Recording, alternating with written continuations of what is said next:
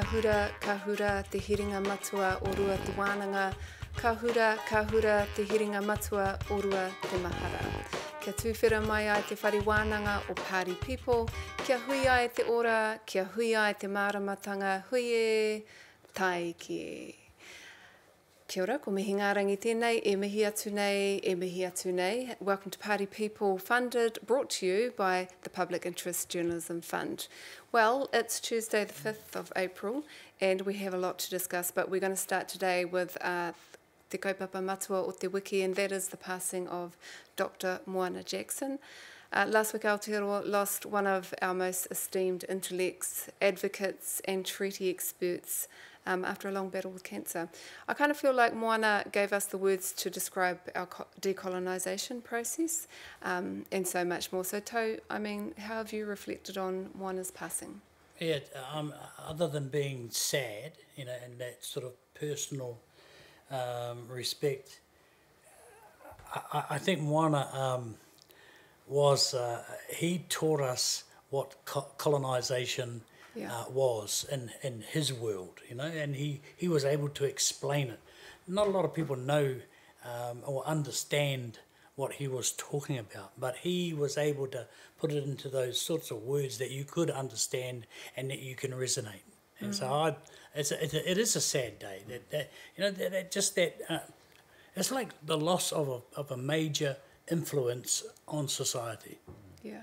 Yeah, well, look, I was very proud and honoured that he laid in our bosom a Waimana Kakahu before he went back to his own people. So from a personal perspective, also I found the speeches from our Māori women to be very emotional, moving. Someone said, the world didn't end. I hope it changes as a result of Moana's legacy and his final wish to have. And those speeches from Tina and Annette and Kiri Tapu, I think will resonate for a long time. He was the greatest jurist of our time, without a doubt. And not only was he giving in his intellectual knowledge and prowess, but in his time. And, you know, people who are our next jurist sort of leaders will recognise that. People like Natalie Coates, who I think will end up in the Supreme Court one day, Lane Harvey, Christian Fata, and Judge Joe Williams. All of those people look up to him in his mentorship and value the time he shared with them. Just back to what you were saying on, you know, giving us the words or being able to give us the story around the colonisation story. You know, like you were in Parliament for a while. How did we change as a nation, you know, due to the work that he did and helped? You'll remember the early days of Annette Sykes and the pakanga. You know, we're so different in the 80s, 90s. Like when I got in, I don't know how long ago it was, 1993, things were a hell of a lot different. In those days, it was a real angry time where Māori were up against everything that the Crown did, because the Crown didn't understand that they had another partner. Okay, so it was the Crown here and all these little Maoris out here trying to break down that door. Nowadays, we're talking openly about co-governance. We're talking openly about a Māori Health Authority. I wish they would talk about a Māori Education Authority, because that's where we're heading. We're heading in I think, a very bright space. Yeah, I think so. You know? Yeah, I agree. And it's good for our mokopuna. I got mokopunas who are in the school system. They are that young, and I hope their future is well looked after, but it's because of people like he's a real rangatira in terms of his ability to sort of pick apart things, put them back together again, and tell people that this is what we are looking at. Yeah, well, I'm having a kumbaya moment with you, actually, Toby, because that's exactly what he did, eh? He read and he understood and he deconstructed Hākia law and reconstructed it through a Māori prism, and him and others got us where we are at today. And I am very optimistic about the future. He was probably his greatest attribute might have been actually just as a teacher, because he has so many students, and you know, Annette Sykes would have been one of his probably first, and, you know, Annette's not young anymore. She's getting up there into her kuiatanga, and there's plenty more tauira that have followed in her footsteps as a result, and Moana's been their teacher as well. Yes, and not only of course he was a teacher, but people like Annette, not only do they challenge sort of Pākehā leadership structures, but they're not afraid to challenge our own using those sort of teachings and those methodologies. So, you know, externally we benefited from, but internally challenging those structures within our own hapuiwi, which is very important to do. I mean, I had the ultimate pleasure of working with his brother, Sid. Yes. And back in the unions? Back in the union days, where Willie and I worked with Sid, or under Sid, and those were great days. They were fantastic days, real exciting days, angry days, but it was all good. It was all part of where we are today.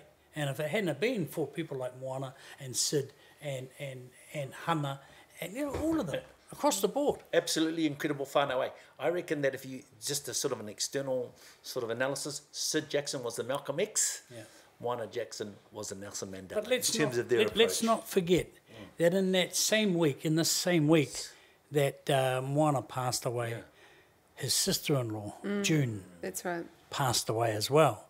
And I had a bit to do with June in her fiery days, and my God, thank the Lord that there were and are people like June in our communities who looked after the rawakore, the real downtrodden people. That sometimes we wouldn't even bat an eyelid. Yeah. They did, and thank God they did. There were some real pearler stories on the marae about Dame June in the last week or so. Do you have one?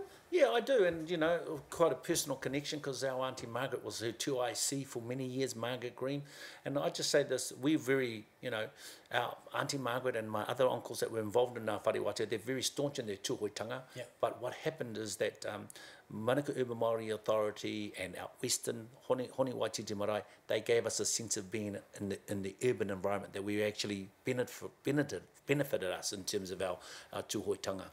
Yeah. Before we move on quickly to politics, I just wanted to, because you mentioned it about wahine speaking on the marae, and I remember I was a bushy-eyed, brand new reporter, and I went down to Whaingaro to Eva Rickard's tangi, and her wish was that women spoke on the marae, and I remember wahine being shouted down actually by the Tainui Trust Board, and it was actually awful. Wasn't a great space to be in. Then I was actually in the wharenui at Te Tii when Te Whai stood up, when former Prime Minister Helen Clark, you know, was given that opportunity to speak, and she, you know, rightfully challenged that. And so it was incredible, you know, all those years later to watch my tuakana Tina Whitcliffe stand and other wahine on that marae. What were your thoughts when you saw or heard that? I'm not one to stand on a mountaintop and say this, that, and the other thing about tikanga, because I don't know. So I'm not an expert, so I just back away from that. But at the end of the day, we need to grow up.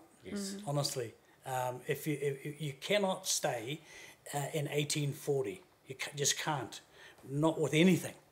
And so for a culture to survive that, it actually needs to change. But that change is our choice. It's no one else's choice but your own iwi. So if Tūhoi decide to do something, then that's Tūhoi's choice. That's their rangatiratanga, as opposed to what Ngāpuhi might do, which is our choice. So, you know, I mean, I like it. I like the fact that strong wahine were able to stand up and rule the roost, basically. And I know that, look, I get sick of men that get up on the pai and just, to be honest, wank on about nothing. Honestly, it's this long tauparapara and then about 2 sentences about the kaupapa, and then they say kakite. Well, remember, it was Moana's tipuna, a woman that wanted to sign the Treaty of Waitangi, and it was the British that didn't allow them to do it. So this is in his DNA. It was a beautiful story, that story he retold once, I think at the Waitangi Tribunal, that his tupuna, who was the actual tupuna of their hapu, was unable to sign it, so they didn't sign it. So they went home. Yeah, they went home, and he said that that's such a legacy for him. Beautiful. Well, e mihi ana kia rāua, mea rāua whānau katoa, and thank you for sharing those awesome choice kōrero today. So I interviewed Chris Luxon yesterday, National Party leader. His first interview... Is he the one that ran an airline? He ran an airline. He absolutely did for about 9 years. Allegedly ran an airline and did some things there. So yeah, we discussed co-governance, Māori Health Authorities, matariki and the ngāpuhi claims. I put one of that in there for you. What did you pick up out of the interview? I picked up that he's not knowledgeable on what co-governance really is about, that he needs to learn and have a kōrero and listen to Māori. The reality is that he said that the Māori Health Authority is a separate entity. Well, it's not. That's the reality is it's funded through general taxpayers. It will work through the Ministry of Health.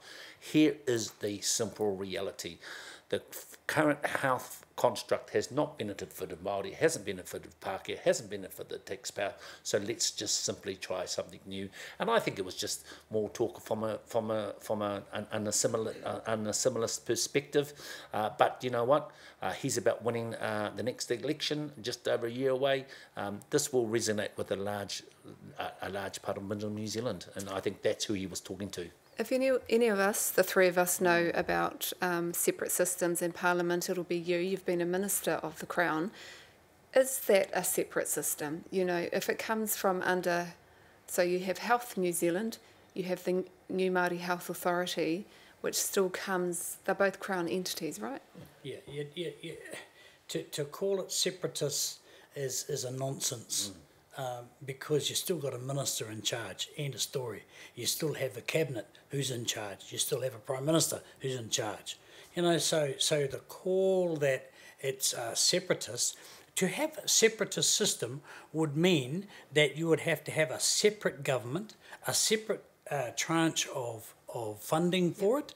Everything would have to be separatist. So what this is, and excuse me for sort of sounding like I'm on the political bandwagon, but the fact of the matter is that we've tried everything else. Yes. There's nothing else that we've tried. This is the last shot at it, at fixing up some of the poor Māori health statistics. And I said, like I said earlier, in education as well, there's got to be some point at you do something completely different. He talked to last night. He talked just very briefly. He talked about creating new bureaucracy. We have 21 DHBs. That's a heck of a bureaucracy. What did we learn from this pandemic? When the bureaucracy steps away, it puts the resources into Hauora. We deliver. Not only do we deliver, if we take where you live in South Auckland, not only do we deliver for Māori, we delivered for the whole community.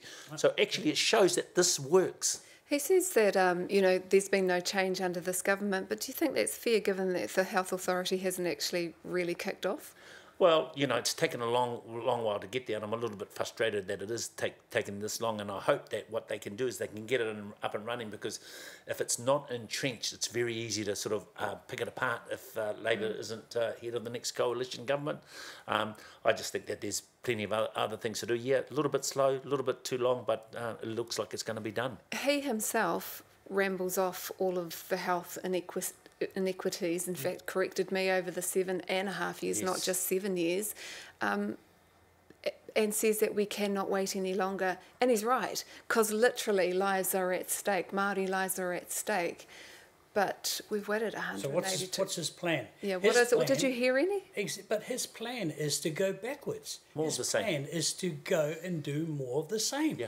I mean, how thick do you have to be, honestly? I mean, with respect, Mr. Luxon, the fact of the matter is this is our own one and only shot at fixing up what has been going on for the last 100 years. Using the example of the COVID-19 rollout and supportive of Waipareira going to court to gain access to that information, but doesn't see that as the same thing. Now look, I was at Waipareira yesterday for a personal issue, and I just can't sing Waipareira's praises enough. But is that not exactly what he's talking about? Oh, devolving resource into the community to Māori to run health. Wouldn't that be fun? Wouldn't that be great? But he thinks that it is a separatist idea. It's not. It's basically it's the only wagon on the train that actually works. And wouldn't Waipareira or Manukau Urban Māori Authority or Papakura Marae or Maniaroa Marae, wouldn't they be more efficient if they had to deal with one body, not 4 DHBs throughout Tamaki Makaurau? Here's the thing, Shane, over the period of the pandemic, you stripped away the DHBs and everything like that. Who's last man standing in terms of delivering to the people? It's people like Waipareira, it's people like Muma, it's people like Papakura Marae. Yep. But, you know, this is anecdotal, but it's somebody who's running the ship out there at Waipareira. They say that they have vaccinated more Pākehā New Zealanders than Māori, which kind of means that they're vaccinating people on that ticket. And also, everybody. Yeah, and also, you know what, we live in Tamaki Makaurau, so we sort of Tamaki Makaurau centric. But if you go down to where I was brought up in Kawerau, the hauora is the only health game in town. Absolutely. In Kaitaia, if you're Tarara or you're Chinese and you want to go to see your GP, you're going to go to the hauora. So actually we're delivering across the community, and I think we'll continue to do that because in many instances, as I say, we're the only game in town. Last week, Simon O'Connor suggested Matariki be called something more neutral. Chris Luxon seemed to dismiss, his MP. Do you think? Yeah, he did, because it was a silly thing to say. Hey, look, they don't want they don't want an extra public holiday, and I think Simon was just grasping for sort of political air.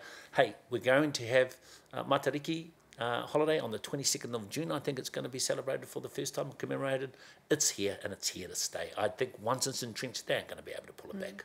What do you think's behind the politics of, all this stuff? Here's what I really think what is going on in the National Party is that they don't have Māori who think kaupapa Māori and who are willing and able to front up to the leadership and saying, you are wrong. They've got Māori in the caucus, but whakapapa-wise. Yeah. But in terms of kaupapa-wise, they got nobody. When you were in the National Party, you would have had Georgina Te Hauhau. Yep. And we had Hekia. And so these are people who would have fought. Oh, absolutely. And if Key had have wanted to go down some of the tracks that Luxon is going down, he would have actually consulted us, but he would have also consulted the Māori Party. So there was that machinery there. At the moment, they're getting away with some bigoted kōrero because there's no one actually in the caucus to stop it. And also, there's no one behind the scenes. Not only were you people there, but behind the scenes you had Se Wira, you had Latimer, you had Te Huhu, you had the Tōtara supporting the National Party and keeping them on a reasonably even keel. But so playing this game of politics, separatism, all these kinds of words that are coming out in the co-governance stance, does it mean that they eliminate, the potential coalition partners of the Māori Party? There's no way that the Māori Party can be in any form of a coalition if ACT is on the scene. And I've spoke to Rawiri and he absolutely accepts that. Their first position quite clearly would be to have a majority government or at the very least a coalition government just with ACT. And so they're going to play that card as long and as hard as they can. It's still 18 months out from the next election. I mean, is it possible, that we see those minor parties switch numbers? I mean, is it dangerous for National to... last week I just paid my subs to the Māori Party. I saw that. And I have a receipt, and I'll show you later. Look, there's no way that the Māori Party is going to go into a government with even the National Party. There's just no way. They've been there, they've done that, they bought the T-shirt, and it cost them. Okay? So moving forward, it has to be about pro-Māori. And I think out of all the parties, the Greens and the Labour Party are the closest you're going to get in terms of an alignment of policies and kaupapa. While we're still on you, Louisa Wall resigned from Parliament. Tell us about your experience with Louisa. She was a good stick, and not only with the issues, LGBT issues, but when I used to travel away in terms of the mahi with the parliamentary interparliamentary union, Louisa was always on my side, and I bless her soul. We had lots of things in common, not only Māori stuff, but political stuff, economic stuff. And I think she's going to be a loss. But hey, that's the game. That's the game of politics. And even within your own side, you're going to have some people that don't like you. Yeah, and I also think that one of her legacies is the power of the backbencher, you know, using private members' bills. She was able to achieve some real outcomes. Also, I want to say this, if the Prime Minister is listening, you're going to find a job for Phil Goff, you're going to find a job for Trevor Mallard to go to Ireland, find something for Louisa. She deserves it. Did you find something for me as well, bro? Your one's overdue. You know, Toe raised that sometimes you just don't gel with the party, but why? What's wrong with her and the party? I don't know. I think she's an independent spirit. She's her own person. I understand that it didn't quite gel with some of the conservative elements within her own Maniarewa LEC, but I think today and our kōrero in the future is just about celebrating her legacy, and she has got spirit. Did she reach her full potential? Oh, most probably not. But at the end, but also, let's not forget marriage equality. Yeah. You know, if it wasn't for her, all those people who have been wedded together since then wouldn't have. Yeah. If you were giving her a ministry, which one would you have given her? I would have given her poverty. I think I would have designed a new ministry around of it, because she would have absolutely challenged the bureaucrats, and she would have wanted really solid outcomes, and she wouldn't care whether it cost her politically, internally or externally. And I think she could have made some real changes. No, I'm not going to make a call on which ministry, because at the end of the day, where would she have done well? I would have put her in the team. I would have had her in the run-on team. Yeah. You know, and there's obviously she could play a number of positions, play fullback, play number 9, could even play in the forwards. But at the end of the day, you know, great analogy, given her background. Yeah, exactly. Hey, you know, she's cool. Louisa's cool, and I love her to bits. So yeah. And this week we had the New Zealander of the Year, and you've been doing some writing there, Shane. You've done a piece on the New Zealander of the Year, which is Tā Tipini O'Regan. Yeah. What did you learn about him? Well, I didn't know much about him, so I spent about 45 minutes having a kōrero with him. He was in quite a reflective mood. Look, here's the reality. To get the settlements that he got, he had to stand on top of and over a lot of people. I think he was reflecting upon that. You know, he's a kraua, so, you know, people give him the status of a kraua, but also I think in some way we need to recognise that, you know, he was a tough man in his day, and he sort of alluded that he had some regrets in that area to me. You know, without being disrespectful to the man, he already got his reward. He got a settlement. Yeah. Ngāi Tahu is doing absolutely well, and economically, he got a knighthood, for goodness sake. So why this late in the piece are we saying he's the New Zealander of the Year award? I mean, I would have loved for Dave Latele to own the award outright. Yeah.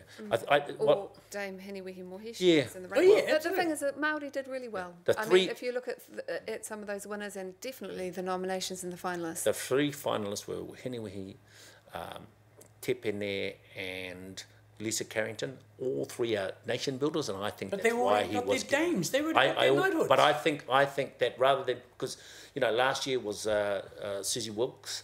A year before, I think it was Mike King.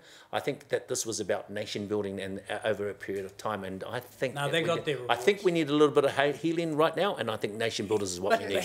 But you only need healing if there's a haki. And what's the haki that we're trying to heal? Because they got their reward. There's 2 dames and a knight. Something we'll all agree on is the Senior of the Year, which was Reriata Mākeha. Yes. Yeah, that's and cool. his amazing work with the Maramataka. Or Ngā Taka o Te Marama, I think it is. What's happening this week for you guys in politics? Well, I think we're going to see the House come back to order next week. We're going to see some more work done on the Māori Health Authority, and I think what this government needs to act with a little bit of speed, also a little bit of desperation, and they need to implement some of the policies that's been hanging around for a while. And I am particularly concerned about Three Waters. I wonder whether they're going to give it away or water it down, for want of a better term. But what they do need to do is they need to deliver on a lot of things they've been talking about, because time is running out. So Three Waters, and what else would you want them to deliver on? I want to see more work on how the Māori Health Authority will actually work, and I want them to speedily continue the kōrero around what co-governance actually means. Ka pai. And Tau? I'm trying to sell my properties. Oh yeah. Well, you're doing what you're being asked to do is create housing. We're freeing up 3,000 square metres personally, and I just hope that there's affordable houses that go on our 3,000 square metres in town, or not in town, but in the suburbs, because I want people to be able to have a home. That's my major wish before I pop my clogs, is it's all about affordability. Yeah. It's not about the big home or the small home, but it's about can those that can't afford it now get into a house, and I hope. So you're looking to sell the three homes, or however many homes you've got on there, and move somewhere else and turn that into affordable social housing. Yeah, social housing. Would you have ever thought of that 10 years ago, that was a possibility? We sort of did, but we was a bit scared. And also, you got to get to a point where your whānau is mature enough to do right. that. Now all I've got. Keep us in the conversation. Each week as we come on, we'd like to hear more about that. Yes. Ka pai. I might have a program of my own. Yeah. Oh, yes, of course. Of the block. Thank you. The block, yes. Yeah. Well, that's Party People for this week. Don't forget you can catch us on RNZ's YouTube account or listen to via Apple Podcasts and the RNZ page. Ka nui te mihi ki te Puna Whakatongarewa, mōna I tautoko I tēnei kaupapa.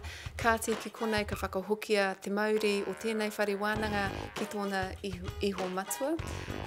Ka iri atu ko ona hiki kōrero ki te pautū arongo o te whare o ngā rua kia tikina atu ai a tōna wā. Ki konei anō hoki ka puta atu tātou ki te whai au, ki te ao mārama a ka hoa atu te kauhau taniwha ki uta.